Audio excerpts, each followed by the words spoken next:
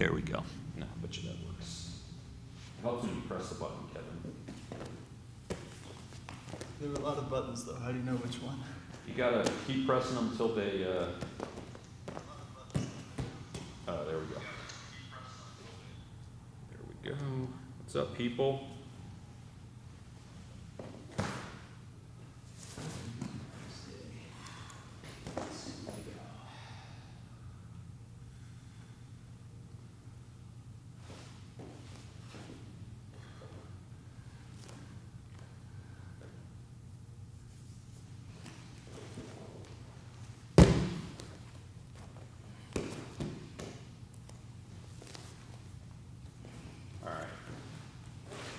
Kevin.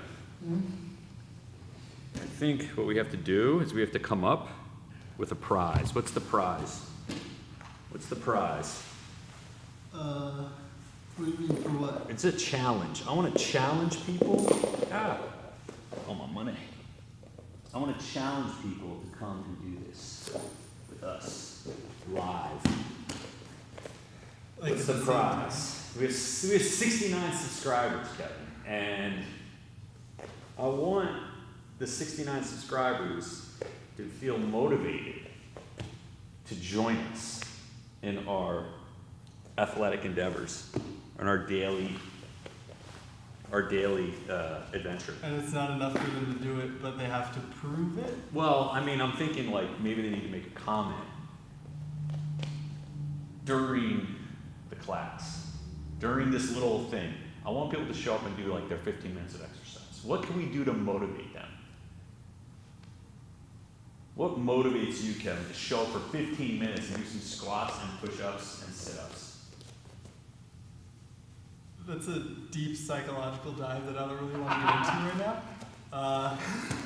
I'll tell you what mine is. I think that if you can invest just that little bit of time, that means that there's going to be one or two people maybe that will not be able to beat you up as badly as they would have, or at all, if you had just put in that little bit of work every day. All right. That's true of everything, though, That's, isn't it? I mean, here we go. What do you mean it's true of everything? Like, for any human endeavor, like if you would have just put in that extra 15 minutes, you would have been that 15 minutes much better, right? Yeah, but so if people, no one ever thinks, okay, no one ever thinks that, okay, if I just do this 15 minutes, it's going to make any difference at all, right? Whether I do it or not, and it's always inconvenient, right, like to just do it, always feels like, oh, it's a waste of time, what is 15 minutes, whatever. But if you were to do 15 minutes every day, if you just did as many push-ups as you could do for 15 minutes a day, every day, what's the difference then? Tendinitis. You'd have an elbow-like mind. Although this isn't from push-ups at all. I wish it had been. But you see what I'm saying? Like if you invest just even a small amount, it's kind of like a savings account or an investment account. You just invest a little bit every day. After like a year, the payoff is immense. If you don't do it, you get nothing. You get zero. You see what I'm saying? It's kind of like it's election season right now. So the old cliche that every vote counts, right? And everyone's like, well, I'm in California and it's going to be like 5 million votes, in favor of whomever the Democratic candidate is, right, in the presidential, which is true, right? So if you're a Republican in California, your presidential vote probably doesn't matter very much. But if you're in like Wayne County, or not Wayne County, but if you're in certain counties of Pennsylvania or in... We have a Wayne County. Everyone's got a Wayne County. Or in Michigan, or Georgia, where, there are places where, these are states where the number of votes separated candidates was like a couple thousand. Yeah. Like in that case, if only a few thousand people believed or didn't believe, that could swing the election either way, right? It's just these little things taken over, and you scale them out over time, they add up into something. So that's kind of like how I look at it, of like you put in a little bit of work every day, it's going to pay bigger dividends over time. You see what I'm saying? But it doesn't take very much, right? It doesn't take very much to kind of put your you know, you're changing a jar, so to speak. But you could put that change in any other jar. Why 15 minutes on physical exercise? Well, we do jujitsu, and physical exercise is kind of like, it's an investment, right, in just being fit. And Why being is better that- on the mat. Why is that important? Well, because if you're going to do jujitsu, I assume that you want to like get better, or at least not. In my case, to not get worse as fast as you know, to slow your, or maybe wait, to slow the accelerate. No, Decelerate? well, not decelerate as much, right? Sometimes I don't know, I worry about mindless self-improvement, where I get into a habit of where I think I'm doing something just because I'm doing it, but I lose purpose for it. And I don't know, jiu-jitsu is one of those things where, like, it's not really for anything, but I feel really good afterwards. I mean, isn't that enough of a justification as to feel good about something, That's a good question. right? I mean, why not? If you feel good about it. Especially if it only takes 15 minutes to do something that'll make you feel good. I guess it's worth it. You guess? I need you to buy in. What if, Get with the program, son. well, I could spend 15 minutes reading a little bit of Tolstoy or something, right? Also, an excellent way to pass 15 minutes. I don't know how many it was, but I'm assuming it's 10. I mean, the other thing is if you don't do it with physical or anything, even Tolstoy, you lose. You're just not improving. You're actually regressing. Well, then there's going to be a positive amount of time that only eliminates regression, right? So Yes, that's true. So is 15 minutes a day actually enough To to improve? I think it depends on what your training status is. If you've already been to the gym for 2 hours today, or on any given day, the 15 minutes that you're spending right now is superfluous, Yeah. right? If, however, you've been sitting down in front of the computer on your couch, this is probably really good for you, right? I feel like 15 minutes of exercise is like playing just the tip. Once the 15 minutes happens, it's like, you know, you're finally warmed up. What else can we do? A wise man once said, "A journey of 1,000 miles begins with a single step." Right? That's true. Start with, if I said, oh, we're going to go work out for 2 hours right now, I don't think anybody. I do appreciate a good Lao-Tzu quote. Oh.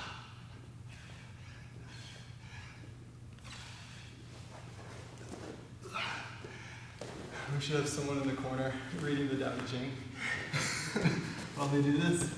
That would be awesome. Can we just get Bonesaw in the corner reading motivational quotes? I should just, I could just like start playing recordings. I'll record the sayings, and then we'll play them while we're working out. You gotta get a button that just automatically dispenses a super wise quote. I think that would be a great app if you think about it. I think when I was trying to web design, one of the designs I stole was a quote app that would go to the internet and randomly generate. Definitely possible. Oh. What about meditation? Does meditation fall in the realm of jiu-jitsu training? Sure. Do you think But I think it needs to be focused in some way. like a guided meditation? I don't think it has to be guided, but, well, maybe, but if you just sit there and just like are quiet for 10 minutes, Isn't that what motivation? Isn't that what meditation is? I don't know. I don't know. I've been told that if you're trying to meditate, you're not meditating. I don't know.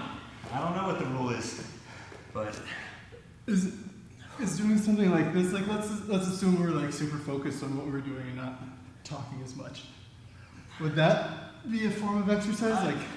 Would that be a form of meditation? I think it is. I think jiu-jitsu actually is a form of meditation. We were talking about this yesterday or last week where when you're training, we didn't have to do ourselves. When you're training, you enter a kind of a state where you are no longer aware of anything other than what's happening in that moment, right? Everything else is kind of extraneous. Are you making observations at that time? No, you should be in the moment. Oh, I know what you're saying. It's another reference to another conversation. You are observing little tiny things that are happening while you're training, or big things that are happening. You know, but it's all about what you're doing in that moment. You're laser focused. And so I think that's, when people talk about, you know, the mental aspect of jiu-jitsu, or why they feel good when they're training, I think that's one of the big reasons why.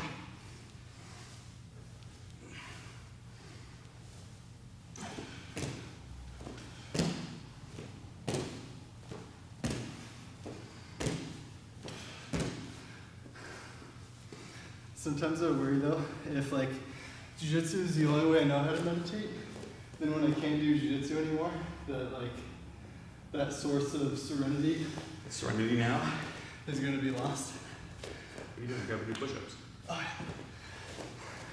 Do you think that through meditation, one could recreate the feelings one gets through jiu-jitsu without having to actually do jiu-jitsu?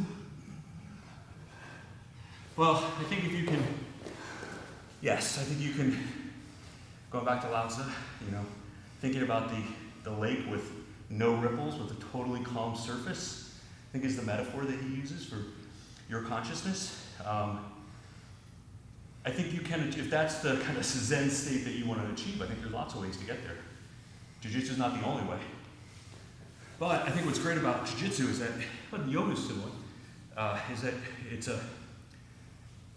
you're reaching that state but through physical movement. So it's not just a mental game, you know, while you vegetate. Yeah. You're doing it by being super active and social. You know, that's a communal, jiu-jitsu is a communal activity, right? You have to do it But with other people. Whereas yoga and meditation you just do by yourself, yeah. you know? I wonder if when people are doing jiu-jitsu, like skilled people, if the areas of their brain activate in the same way that people who are having conversations, like, you know, like input and output of information. I think it depends on the type of conversation you're having. If you're having a debate, that's sort of more like a jiu-jitsu, it's a competitive thing. Jiu-jitsu is competitive, essentially, at its core. Or chess. The thing is, you don't get, you get fatigued during chess, like mentally fatigued, but I don't think you get the same level of like, I'm gonna die. I've heard that like their brain activity is actually. Yeah, but they're not like, I'm out of breath, and maybe you get I think you that. still get like a stress response. Same You way. do, but it's not the same kind, right? Are you sure? I'm positive. I'm 100% positive that, and I'm not saying that chess is easier or less difficult or less respectable or less worthwhile than jiu-jitsu. I'm just saying it's a different high or low. I don't know. I mean, there's no way you're gonna physically just beat up on a chess player. Like you go shove it Yeah, but you still on have the like, chessboard.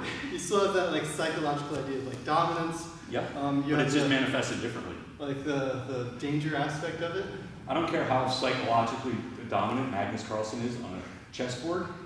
If I get him on this mat, it's over. Yeah, but if he gets you on a chessboard, I'm cooked. It's I mean, it's just, he probably has more chance I'm on the not, mat I'm against not me saying than- the skills like- translate. I'm saying like the way people. But I'm not gonna, no, but here's the thing. Magnus Carlsen, he can beat me as many times as he wants on the chessboard, right? And I will never be afraid for my life or think that I'm about to die. Yeah, but if he. But if he gets on the mat, I'm gonna make him fear for his life. No, if he. That's what I'm saying. That's the difference. If he's in a chess championship, a tournament, and he's up against the best person in the world, and Yes. his career is on the line, he's Yes. going to experience the same amount of No. stress as he would in a jiu-jitsu match No. where he fears for his safety? No, I no, think so. no way. What do you mean? I mean, I've taken a lot of tests, right, where you think like, this is like my whole future is contingent upon this test. Uh-huh. And yes, it is incredible. Was there Let me someone finish. across? Let me finish. And I might have incredible amounts of stress based on like my performance on that test. Mm-hmm. But I have never taken a test where I was like, I think I'm going to die. Now some people have like a stress, what's the word I'm looking for? Like a panic attack, Uh-huh. where maybe they think they're gonna die. Uh-huh. That's different. Uh-huh. That's like a malfunction of your body. Uh-huh. In jiu-jitsu on the mat, you can be in physical fear of your life or your physical safety. That stress response is different. I'm saying materially, fundamentally different. Not better or worse. I'm saying it's different than what you experience in a chess match, Disagree. which is a game. It's a game. What's jiu-jitsu? Jiu-jitsu is life. Oh my god. Oh, Life is oh! a You game. walked into that. You handed it to me. Life Kevin. is a game, my friend. It is Life not a game. Is a game. It is not a game. Yes, it is. Life is jiu-jitsu, and jiu-jitsu is life. I think we've done far more than our 4 or 5, even 5 sets. Alright. I haven't even broken a sweat. You're sweating because you already worked out, but Do you want to do planks? I want to come up with an idea for like what the reward should be. If we did, I mean, this could be the easiest contest ever. One person could get. I was thinking 1 year free tuition at the school. Pretty cool. You know, somebody shows up, they do 30 days with us, 1 year free tuition. 1 year free Is tuition. this the offer? What do you think? Would you Are approve? I mean, For themselves, they could give it to their kid, they could give it to their husband, their wife, I don't care who gets it. it's all you. I think if one person, just one, shows up and does this little workout with us, Like tomorrow? like we're gonna do this until the end, I Do think. they have to? And we're gonna have days off, right? We're gonna have like this week we'll have Wednesday, Thursday off because it's Thanksgiving. Thursday, Friday. Thursday, Friday. You know, you don't have to do it on the weekend. But here's what I'll say. Well, no, let's just keep it simple. We won't add it too much. If somebody just comes in and just does it, the person who does it the most, right, day after day, and you have to post in the comment that you've done the workout. Like the video or No, they don't have to take a video. I don't want to see their video. what? So someone could just say that they did the workout and get a year's free tuition? I mean, they have to do it every day, That's crazy. and they have to put it in the comments every day. I was here. It's a good deal. That's a pretty good deal. Yeah. All right. I mean, no one's even watching right now. I think we have 15 subscribers to this. So, assuming anybody even gets to this, what is this, the 20-minute mark I of feel the? like there needs to be. I'm gonna put in a little announcement. Can we? It should be more than the most. Because what if no one does it and then it's just one person who does it once? 5 times? Let's say, I mean, we're definitely gonna be on this kick for the rest of the next 30 days, I would Yeah. say.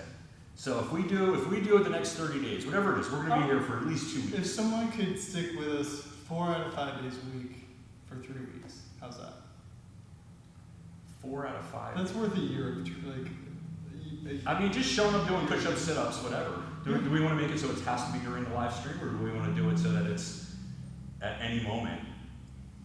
just like sometime. Yeah, during the live stream. I think you got to show up. I think it's. Yeah, I mean, I feel like it's somewhat unfair to the people who, though, It's a year of who free don't have the time, right? Like maybe they have some other. If they don't have time, they can afford tuition. Probably it's fine. We need the people who have all the free time. I want to open it up. I'll say this: if you can't do it with us live, There, then you got to show up the video. that's fair. You know, it's easy, right? You have an iPhone. Everyone has an iPhone or a How do we check though? You gotta.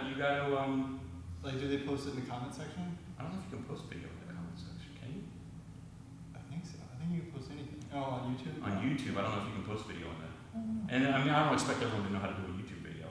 Maybe. But if you email it to me, then I can look at it. You don't have to email the whole thing. I mean, this only takes 5 minutes. Yeah. You can shoot it on your iPhone and then shoot it over to me. Yeah. We're gonna have to pat down these rules. All right. Nice and solid. I'll put an announcement up there. This is for entertainment purposes only. Offers are only by prospectus. This is not an offer to. All right. Um, We'll put- Planks. You want to do planks? Sure. You want to do a plank contest? No, I don't. Oh, I'm going to lose that. I don't believe in entering contests that I'm definitely going to lose. And I can't do elbows either because my elbow has my... That's too bad. So what I'm going to do is I'm going to try to do these planks for 30 seconds, and then I'm going to do my little stretches. So you can go ahead and do your thing. If people want to do the stretch with me, they can do the stretch with me. I'm gonna do these planks and then I'll do some. I need to shallows. stretch. I need to stretch. I was thinking actually, like the sun salutation beat is like a really good stretch for me. It really is. It hits a lot of the hips.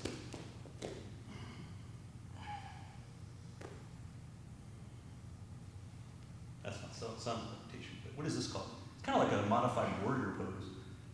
Yeah, it's like Warrior 2 or something. I don't know.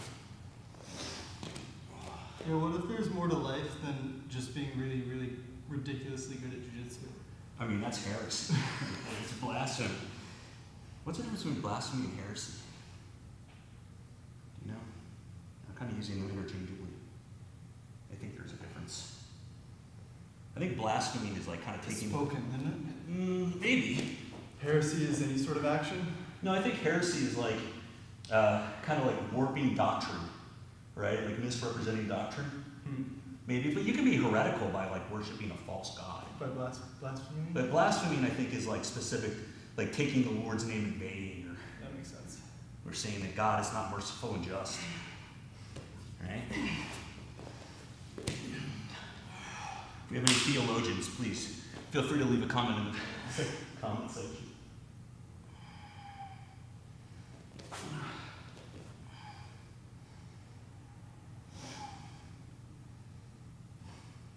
We could also do something where we could just like make a donation to a charity of your choice if you don't feel like you want to cash in the jiu-jitsu membership.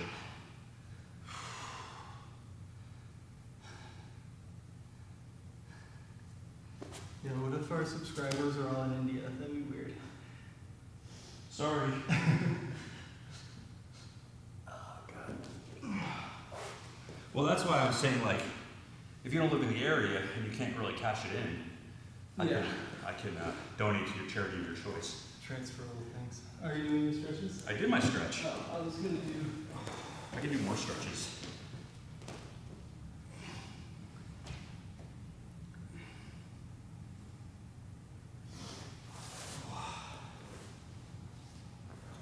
This is the side that kills me right here. Ooh. Once the yoga studios reopen, I'm gonna start doing yoga. For real. Look at me. I can't even do this. My hip is so tight. I just want to deadlift again. What's that? I just want to deadlift. You can totally deadlift. I don't understand what your problem is. Just get some kettlebells.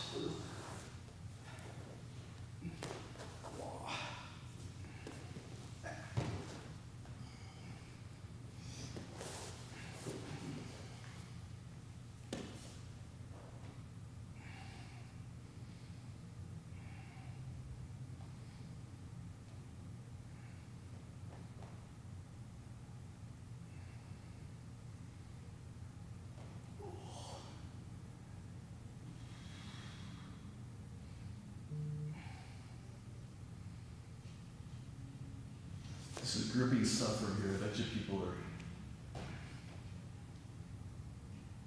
Oh, I know what I wanted to do. Here, I want to test something. What? Come here. You gotta put me in an arm lock. Arm lock. Arm lock. What is an arm All lock? right, let me see.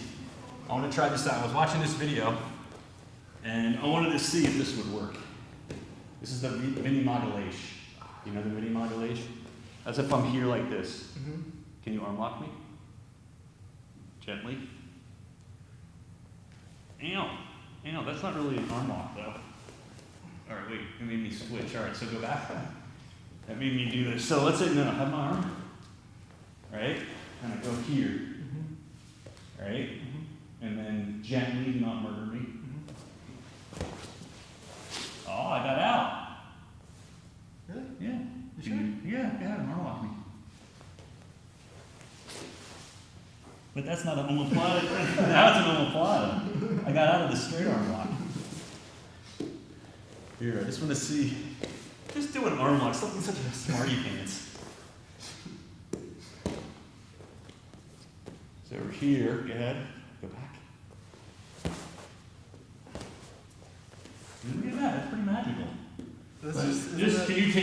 go straight back. Isn't that a standard hitchhikers? No, but it's different. Are you sure? Because he was, let's see if I can get back in a little bit closer here. All right, and then you go, Uh-huh.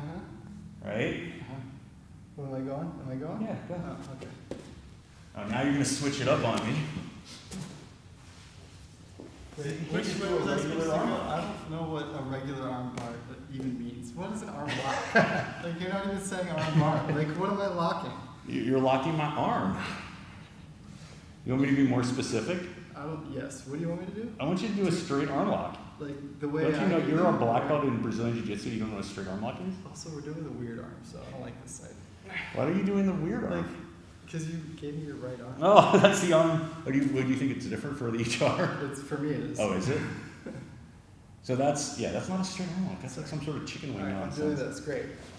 What is this magic that you're... It's not magic. It's Okay. just, I'm just trying to see if the mini Malgalaish will work. Am I just trying to break your arm? Is that No, what- you're not trying to, we're just trying to be nice to each other so we don't break anything. How nice. Go back. Very nice. Here, go back so people can see. Wait.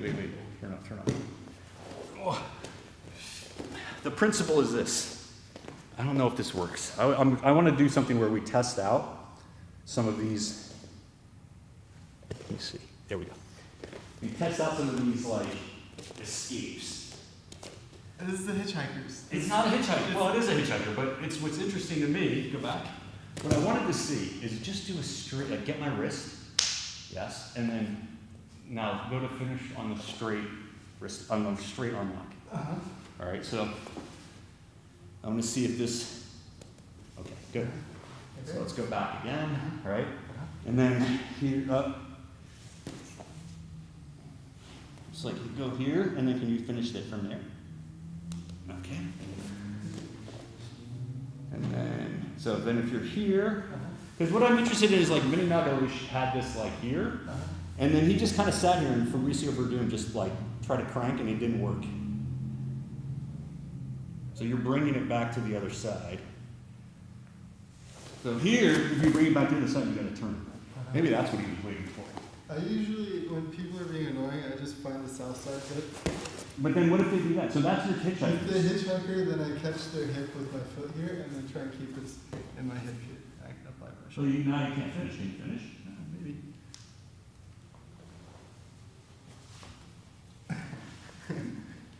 If you'd let me. Well, I mean, you're not gonna, I mean, no one's gonna just let you, right? So it's interesting that if you pull, so try to keep it to your right hip. Let me get on my side here a little bit. If you go to this side, to the right side, can you finish from there? You have to bring it to there, right? So you see? So now we're in a different position. We're not in the arm lock Definitely anymore, different. right? This is what I'm talking about. Mm-hmm. Right? So, the idea being, if I do this, I'm never getting it out. I don't think I'll ever get it out from here. You might. But like here, I'm not getting it out. So I'm like locked in, right? If you get to your side, like that, and then you go, right? Where are you going? Whatever, to break the arm, right? If you go that way, all right, feels pretty good there. You're not gonna, I don't know what that's supposed to do. Right? The key is just like kind of getting on your side, I think. Right? If you bring it to here, I gotta bring it out. And this feels much better. Mm-hmm. You gotta do something else, right? Like, Yeah. my wrist is down here by your hip. Yeah. It's not gonna be an arm lock here. It might be something no, else. It's something different for sure. It might be an omoplata, Yeah. but you're not gonna arm lock. Sometimes you can like, sometimes there's a reverse arm lock here, but I think this is too far away for it to be anything useful. But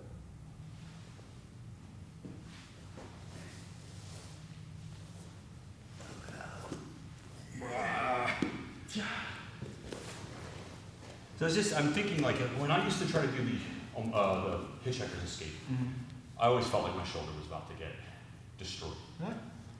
Well, because I think what I was doing is I wasn't getting on my side first as like a prerequisite, right? So What I mean is like exactly what we were doing before was if I stay here like this on my back, right? And then when you go to take the arm, and then I go like this, you're able to like torque my shoulder before I'm able to get on my side. But if I get to my side first, and you go on here, right? As soon as you go to pull it to that side, to your left side, that gives me the ability, assuming I can clear your legs here, to like spin underneath you. Yes. But the prerequisite movement is getting to my side Uh-huh. and facing away from you. You see what I'm saying? Why does that help? Because when I'm on my back like this, when you take it to my left side, by the time, now it's stretching my whole arm out.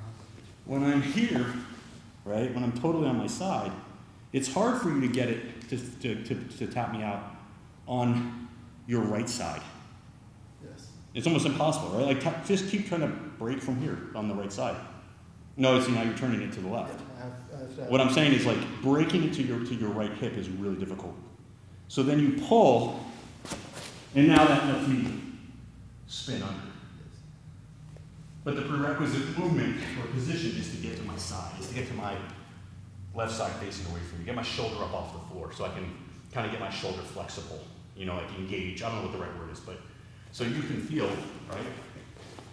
This may be totally straightforward and simplistic to everybody else, but to me, it explains why I can't mentally do the hitchhiker escape, right? Because if I'm flat on my back in the beginning, then I personally don't have the shoulder flexibility to rotate the way that I need to go.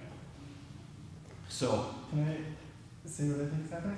you can say whatever you want. So I think in the standard armbar, right, your legs, your thighs pinch right above my shoulders here, right? Yes. When you turn out to the side, Yes. it exposes There's the all this shoulder, space. and now I get an extra degree of freedom. That's exactly what I was saying. But you're saying it much more better. Right? He's So much more articulate than I was being. we get rid of this isolation here. Yes. Now I get an extra Yes. degree Yeah. where I can rotate a little bit easier Yeah. compared to when they're isolating it. Yes. I think that's exactly right. That's cool. Because I think it's what you're saying, right? You have a greater measure of mobility because the shoulder is not pinned on between your legs, not in the vice. Yeah. Right here, now his thigh, like I said, his thighs are squeezing my shoulder, right? And so now he can do it. I mean, it doesn't really matter which side you go to. I think you're probably going to be able to finish here, Very tight here. right? Good. If I can get, even here, I taking my shoulder off the ground, I lose that pinch here. even though your shoulder actually went above my thighs, but now I just feel that your thighs can't. I don't have that. You're not down on my shoulder because you're taller. What this reminds me of is the omoplata, right? Like, go back for a sec. This idea of the shoulder connection to the floor just kind of reminded me. So if you do omoplata, Am I plotting? yeah, do an omoplata. So if my shoulder is off the ground, I don't know, maybe we can go this way. If my shoulder's off the ground, I can do a lot of things, right? I mean, I have space even to roll through because my shoulder's off the ground. If you put my shoulder to the ground, now I can't get my head in there, right? Now I'm stuck. So I've always, whenever I do the omoplata, I always try to just bring the shoulder to the ground. That's my first order. In order to get rid of this mobility. Yeah. Because now the guy can sit up. Yeah. Even though that's like, fine, you can still work from there. If you put my shoulder on the ground, right? Yeah, just move backwards even. Just go back on the shoulder. Can I flatten you out? Yeah, flatten me out. If you flatten me out, look, you've broken me down. I don't have no mobility anymore. I can't, I'm actually facing away. It's very difficult for me to get out from here. In fact, that's probably impossible. If you hook my arm, I mean, there's no way I'm going anywhere. Yeah. You know what I mean? So I think it's a similar concept for the arm lock of getting your shoulder high. Yeah. Or whatever, just Back into play. getting your shoulder off the ground. I don't know, I don't know if you can do an arm lock an S mount. Can you do an S mount? I'm gonna do my bad side now. All right, it's fine. Go. So here, what happens? Okay, so right now, Shoulders up. my shoulder is actually up. But what I always try to do is from here, you always think about trying to get your elbow down, right? Like instinctively, you're thinking, I'm gonna pull. But if his arm or his hips are behind my shoulder, that is a fool's errand, I think, right? So you're gonna bring your leg over, and as I try to go here, look, I'm actually going into the arm lock. What I think we ought to do is when you go over, I gotta go here. And then when I start taking this, And then it's already here. interesting. Now, I'm not gonna say It's not without risk. that this is like, oh my God, get out of jail free card. Kevin is obviously not, this is for kind of drilling purposes only, right? He's not gonna just sit down and let me do all these things. But I think the principle is probably pretty sound, that if I can get to my side to the opposite way, which is totally counterintuitive. It's almost like you're giving the person the arm. You're giving them too much arm. I think it follows the principle of, instead of like trying to pull out of something, the best way is usually through or into it. So like, me as the attacker, I'm generally expecting people to try and pull away All your focus is trying to keep your hips into that elbow. into the elbow. Yeah. Right. But then if you did that and then followed it up with an escape, like, even though I could argue that you're extending your arm unnecessarily, it's going to be a risk, the other person might get it. Yes. But sometimes that doesn't really matter. Like, just sometimes if you know, the risk is there, but it's worth it, right? And If the especially- alternative is just getting submitted, yeah. then My recommendation is usually like, I tell people never to let go of the arms, because that risk will always be there. Even if you do it on your own accord, there's always going to be that risk of that person waiting for it and capitalizing on your decision. But when the arms they will become separated. Every once in a while, like, there's going to be some person who's going to break this grip, and if they start going, trying to get back to this grip is not the thing to do, because they already broke it once. It's probably not going to work the second time. So when they start extending, you got, when I watch guys, like some of your favorite guys, like Jeff Glover, yeah. when I see them, and I mean, he is a wizard on escapes. I mean, he escapes stuff that I don't think 99% of people, even competitively, can't get out of. I think he's doing a lot of this, where he goes into the submission. He gives you more of what you think you want, right? It's kind of like the, I don't know, I don't know if this is normal, but like, I think of Luke Skywalker with the monster, where he like surrenders himself to the monster, but he has the bone, right? And as the monster goes to eat him, he shoves the bone in his mouth, right? It's almost like, okay, I'm gonna let you, but I'm gonna give you more than you want to eat. I'm gonna put the bone, now that only works for a second, I forget, and then it gets the thing really mad that it chases him to the gate, and he drops the gate on top of him. Oh, I know what you're talking about. Return of the I Jedi. thought you were talking about Empire Strikes Back. No, this is Return of the Jedi when he's, I forget what the monster's called, but Yeah. he has a name. Yeah, and he like, there's bones everywhere, so he gets the bone. That's kind of the concept. And what I would say is, look, if you're a really dynamic athletic person, and you're able to do like the bridge and get on top from an arm lock, that's not a bad move, right? Like, stack the person, get on top. But like, if I'm going with Kevin, that's probably not going to happen. I'm gonna get a face full of leg and for my trouble, and my head bounce off the mat, right?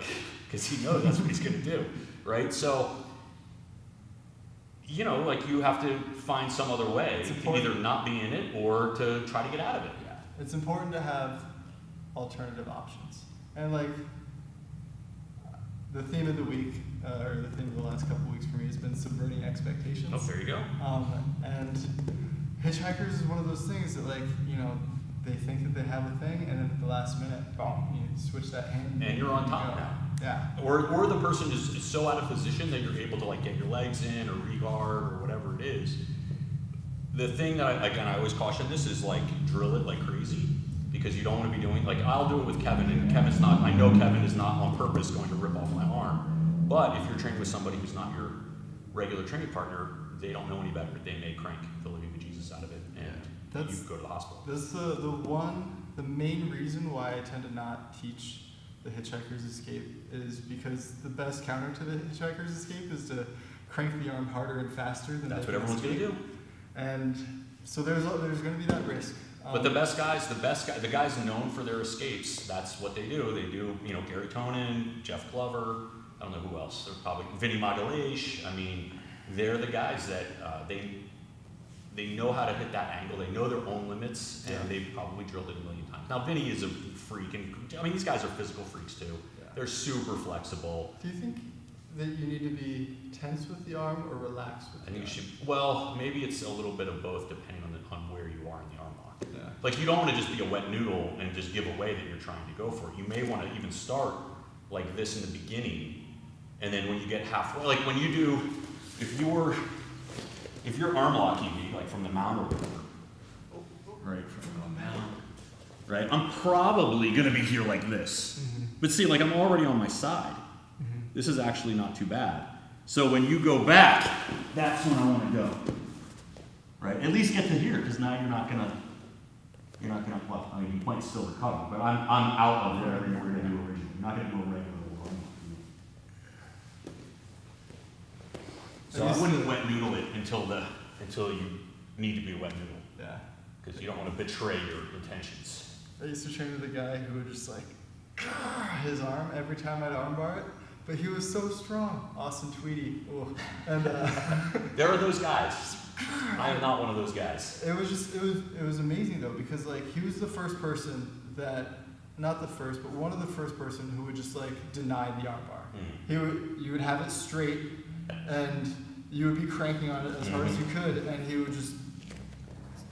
Some be guys have strong. amazing tendon strength in their arms. I mean, if you're trying to armbar like Devin Lorat, do you know who Devin Lorat is? I think I'm saying his name right. Lorat. He's a champion arm wrestler. He's a lot of fun to watch. Yeah. He is a lot. I mean, I'm not into arm wrestling, but I'll watch him arm wrestle, and he's famous for like talking tons of trash, but not in like a totally jackass way. Yeah. He's a likable, he's a charismatic guy. Definitely a Hall of Famer from what I understand. But he's fun to watch. But his tennis strength is. Yeah.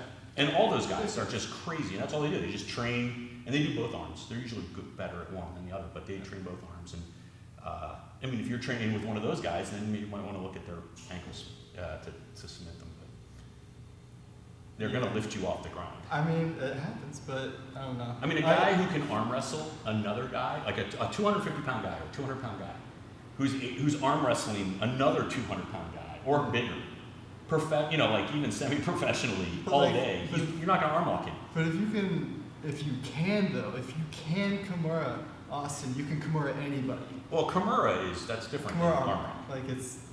Some people look. There's always I'm not sure if there's always a counter to every technique, but there's always a person who can stop you from doing something, Always a bigger fish. or just somebody who is like the counter. Yeah. Right? There's somebody who's out there who's always like, he's just hard to choke. His neck doesn't he doesn't seem chokeable. You know what I mean? Or they're really good with their shoulders or something. You just can't get the technique that you want to get. That should work on everybody. Yeah. It just doesn't work on this guy. Yeah. You know? And there's always going to be that person out there, I think, Yeah. who's able to take your best technique. But and luckily, like usually their jiu-jitsu is really weird because their body type is so weird too. That's the beauty of jiu-jitsu. That's the beauty. And maybe they can't do. I used to have a friend of mine who couldn't touch his toes. He was so inflexible that when he did this, he would go backwards. He was so tight. And you'd think his jiu-jitsu was terrible. He was actually one of the best guys in the gym. Super talented. He had just adjusted everything. But the thing was, he was super tight and he was super strong. Yeah. So once he got those legs around you, like you were not, whatever he had his legs on, you were not moving. You know? So, but he wasn't super mobile, but just like a vice, Group. which I thought was interesting. So yeah, anyway, arm lock, I think that's interesting. Be I careful. wanted to try. Yeah, Be just be careful. careful. This is a good time. Get your son, your daughter, your wife. Be your ready husband. to yell tap if you're hitchhiker escaping and you're up against someone who you have a strong competitive history with, then just be. I mean, it's the same old thing, right? Like, look, when you're training these, you don't want to train them in like the regular open mat scenario with a stranger, or even the guy that is not a stranger, and you know that this person is like vicious on the mat.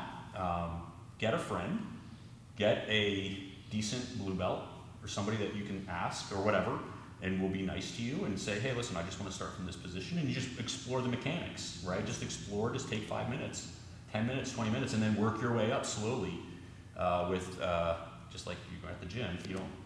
load on 500 pounds onto the bar and do that for the first time. You start with the bar, or even less, so dowel or something. Mhm. So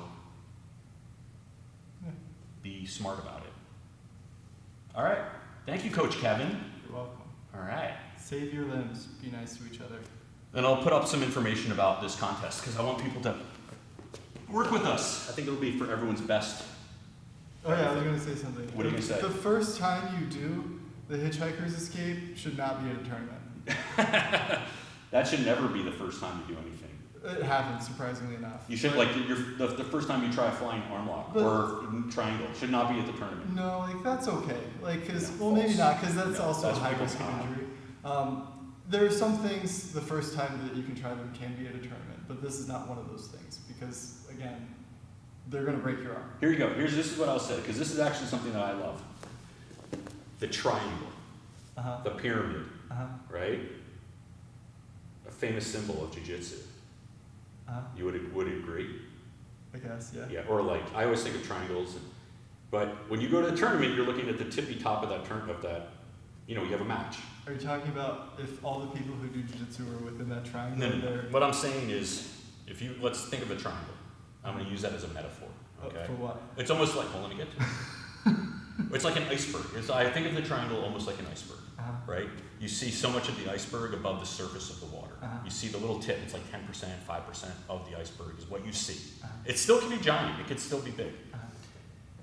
Tournaments. You go to the tournament, you watch people, even somebody who has 4, 5, 6 matches, they might only be on the mat for 30, 40, maybe an hour.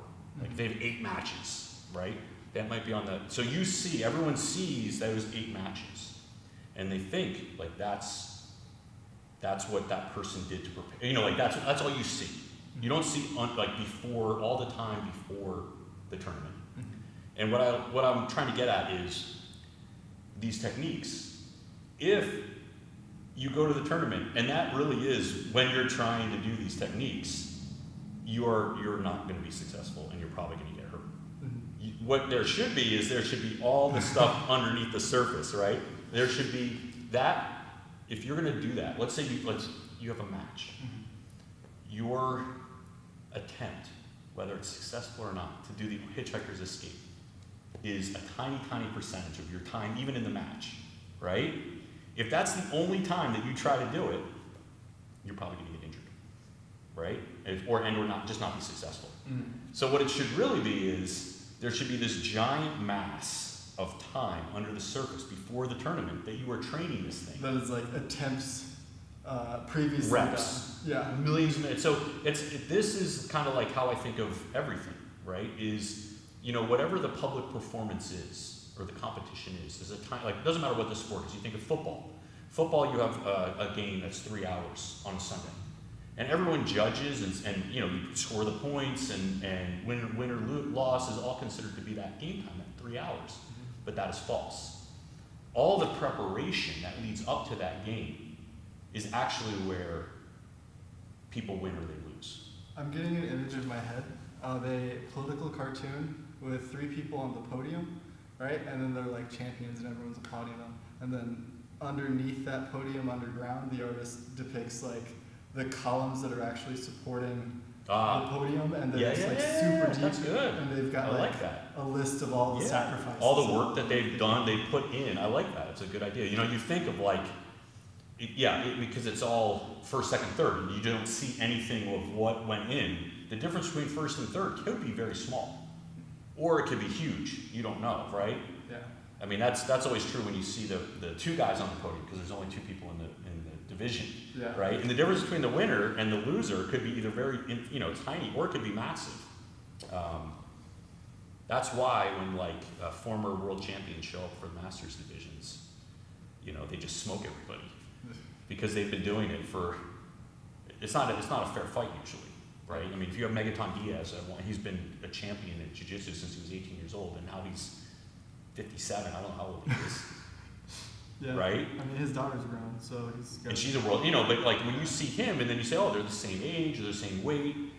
No, they're not. I mean, he has so much more history and experience and than the guy who, than me, for example, who didn't get his black belt till he was 40, and you know what I mean? Like, that's what I'm trying to say. In a tournament, how much do you think it's like technical ability that contributes to that, or just like having the confidence that you have put in that work before going into the tournament, and then you have put in the work, so obviously like can do the technique, but how much of it is just mental, right? Like having sacrificed and having worked as hard as you could, and knowing that you put in your best effort entering the tournament, that like everything is kind of on your side. I mean, you could take the counter example of somebody like Nicky Rodriguez, right? Who, jiu-jitsu wise, does not have as much experience as the guys, not even close to the guys that he beat at Abu Dhabi, right? I mean, Muhammad Ali, Cyborg, who's been around forever at a super high level. Now, Nicky Rodriguez did wrestle at a fairly high level in college, so it's not like he's a total novice who just, he was a blue belt at the tournament, I think. He's only been training for 2 years, but in reality, I mean, he's been training for his whole life, at least in some form of grappling.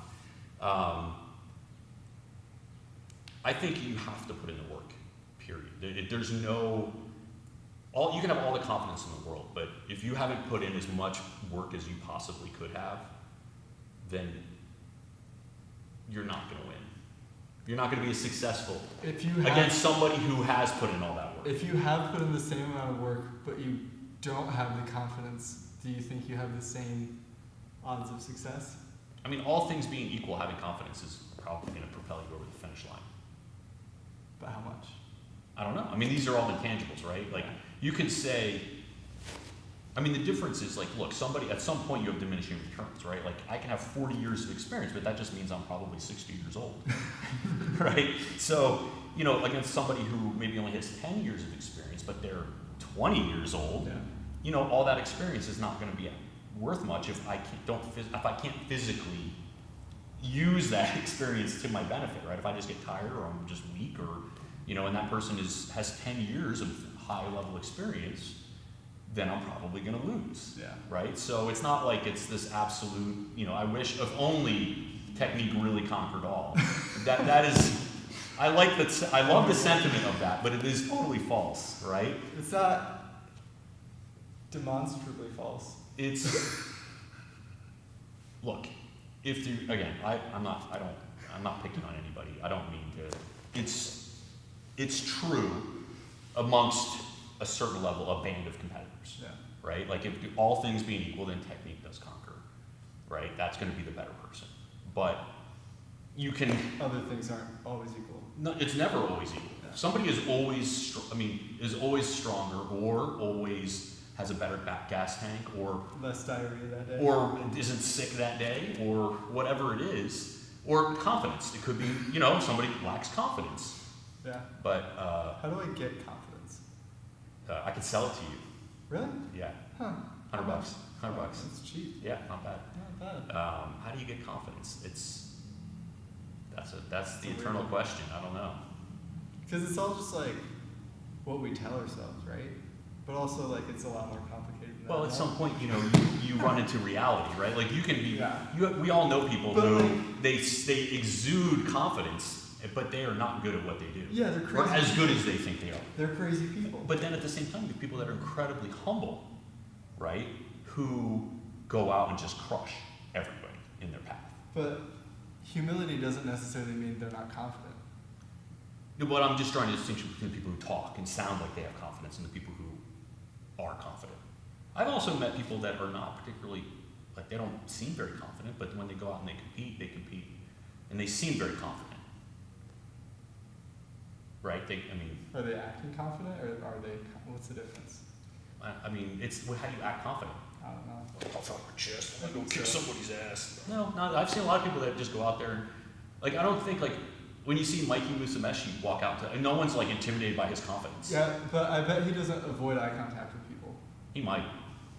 He's always smiling. He's very nice. He's the worst, man. He is the worst. That smile is very disingenuous. That makes you think that he's a nice person who's not going to hurt you. I think he is nice. No, he is nice. I'm just saying, like.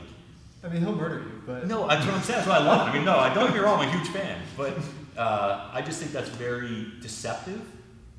Yes. Well, not intentionally. Not intentionally. He's not being fake. I think I'm thinking when you see somebody across, what I'm expecting to see is a scowl and like I must break you. Not a like, hey, how you doing? It's really nice to meet you. But- Good luck, but and then this- he murders you. But that, I think in the jiu-jitsu community, the murderous nerdy guy Yes. is a very strong archetype Yes. that people like to fill. Yes. Because it's hilarious. That's why nerdy guys love jujitsu, because we look up to Mikey Musumeci, Yeah. and you know, like We kinda we all terrorize. want to be those guys, right? Yep. They're the Ryan Halls, and Yes, Ryan you know, I don't think Ryan Hall is actually that nerdy, but It's pretty nerdy. who's the other one that's? He's far too eloquent to be not nerdy. But anyway, Yeah. confidence. How did we get onto that? I've just been thinking about it. Confident. Well, you have to, you know, I think confidence is born of hard work. If you work hard, constantly, consistently, But there's always Then you're going to gonna be there's always going to be other people who can work harder than you.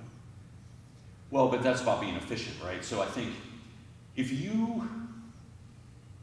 I think that comes from your surroundings and your environment. If I'm in a room filled with with a bunch of world champions, with a coach who has coached everybody to that level, right?